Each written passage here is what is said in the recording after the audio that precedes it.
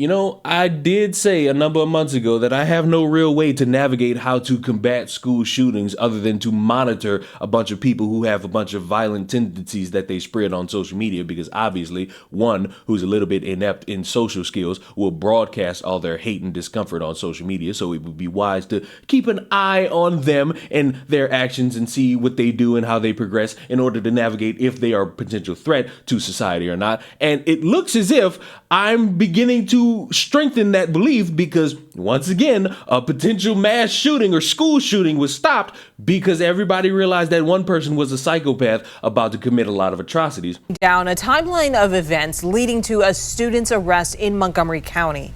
The 18-year-old is accused of plotting a mass shooting at Wooten High School in Rockville. Police say he wrote a lengthy manifesto about the plan. 7 News' Carl Willis has been digging into court documents. He joins us now with that timeline. Carl. Oh, Michelle Scott, we did go through these documents, and on nearly every page, there's someone raising a red flag and calling for an intervention before a potential school shooting could happen. Now, we're looking at the steps along the way and hearing from the services that will now help the community process this. Disbelief on the campus of Wooten High School. I did not expect this at all, especially from someone I actually worked with and seen at middle school. It was very surprising. 18-year-old Andrea Yee, who is a transgender male and prefers the name Alex, arrested for the threat of mass violence after repeated statements that he would shoot up the high school and his former elementary school. This is an awesome example of interventions early that can be helpful and beneficial to the community and save a lot of people's lives. The timeline of events shows a theme of red flags where friends, crisis staff, counselors, and therapists all spoke up. Here's how it unfolded. In the fall of 2022, Yee is trespassed from Wooten High School, then hospitalized in December of that year for threatening to shoot up his school.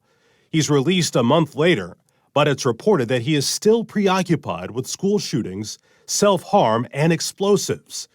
A Wooten High School therapist reports that Yee has recently purchased a BB gun with the intent of committing suicide by cop and is referred to the Montgomery Crisis Center and hospitalized at Johns Hopkins Pediatric Unit. A lot of times we hear people say, well, I didn't want to make a big deal of it, right? But sometimes there are certain things you need to make a big deal of, even if they seem small in nature.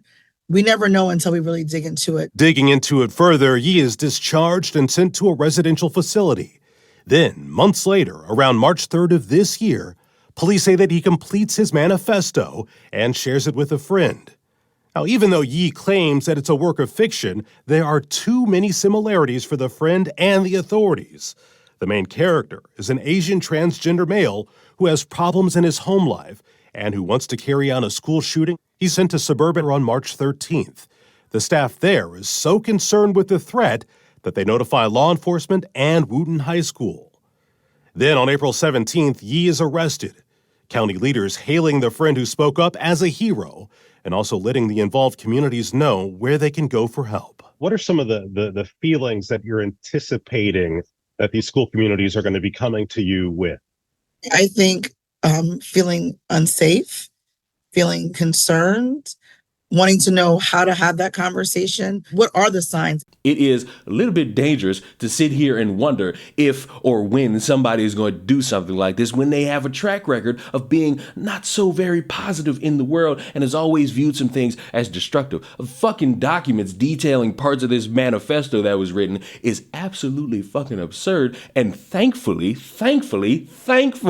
somebody decided, you know what? Let's stop this prick before they go in and decide to do harm to a bunch of innocent people that played no part in this person's life. And whatever reasons under the sun, all these issues and bullying and parenting and lack of love and lack of breast milk, all these different reasons, none of that warrants anybody going into a building and enacting violence on people. More than likely 10 times out of 10, maybe 9 times out of 10 if you want to be lenient, don't even know who the fuck you are. So all the grievances you got, all the anger and animosity you hold deep in your heart, all that bitterness, all that sorrow, all the fucking trauma, while it could be valid for you to get all that out, hurting people, killing them, murdering innocent people plays no part in any form of clarity you would seek. it would only add to the sentencing that you are clearly going to get if you were going to do these types of things. And I'm glad people found you out immediately so that we don't have to have yet another conversation about gun violence. What can we do? Thoughts and prayers. Nothing gets done. The cycle repeats itself. Shrek is love. Shrek is life. Because honestly, that part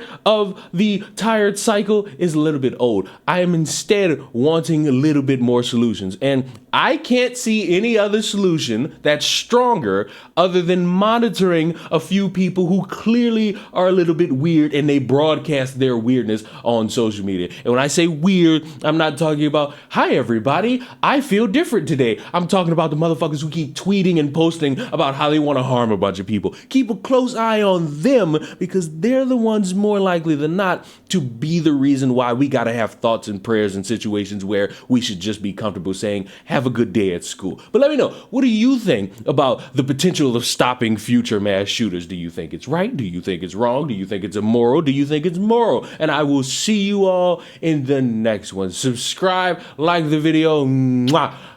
Goodbye.